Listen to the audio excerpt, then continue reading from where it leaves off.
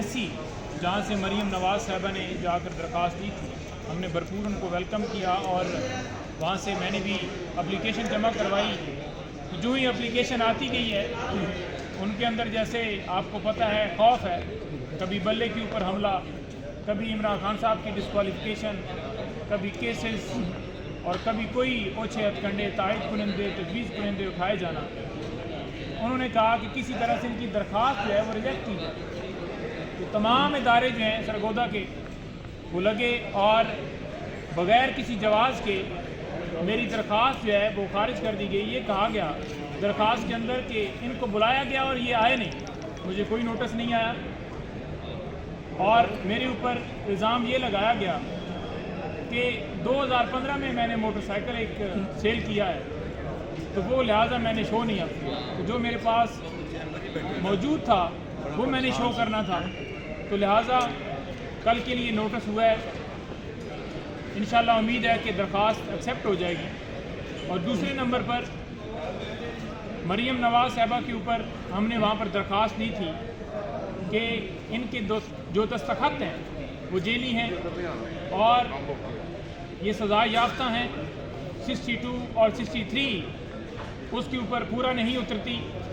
और इसके साथ साथ ये भी कहा था कि इन्होंने जो एसेट्स हैं वो ओरिजिनल अपने शो नहीं किए।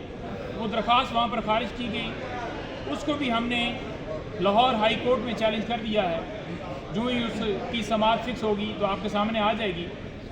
दूसरे नंबर पर आपको बताता जाऊँ कि आज सुप्रीम कोर्ट में नवाज़ शरीफ साहब को जो सुप्रीम कोर्ट ने ताहयात नायल किया था, उसकी ताहयात नायली को ख़त्म करने के लिए समाअत जो है वो जारी है।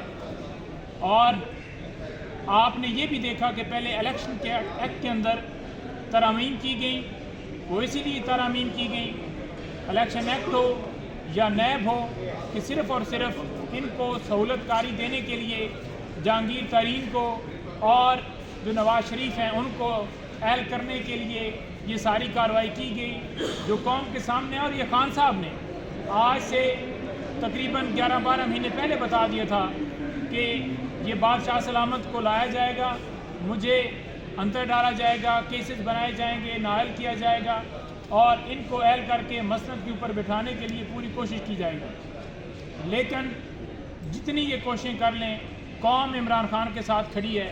और 8 फरवरी जो है वो जो सूरज तुलू होगा, इंशाअल्लाह ताला पाकिस्तान तहरीक इंसाफ की जीत होगी।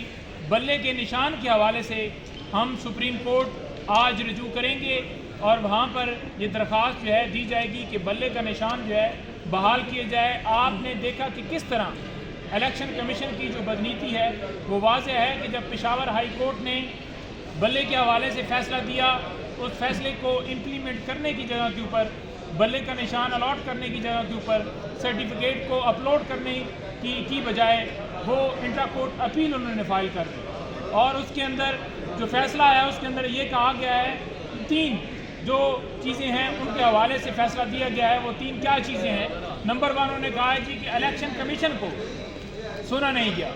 नंबर 2 उन्होंने ये कहा है कि जो पेशावर हाई कोर्ट है उसका फ़ैसला जो है पूरे पाकिस्तान के ऊपर इतलाक़ नहीं होता। और नंबर 3 उन्होंने इसी तरह की एक और जस्टिफिकेशन दी है।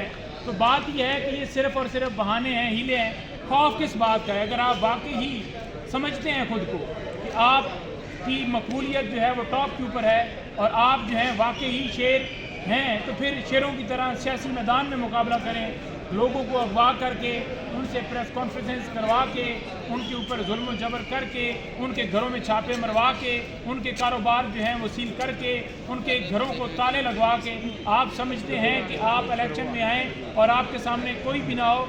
आपकी गलतफहमी है। हर हल्के से हमारा उम्मीदवार होगा और इंशाल्लाह आप देखेंगे कि इंशाल्लाह ताला हर तरफ बल्ला ही बल्ला आपको नज़र आएगा। Thank you.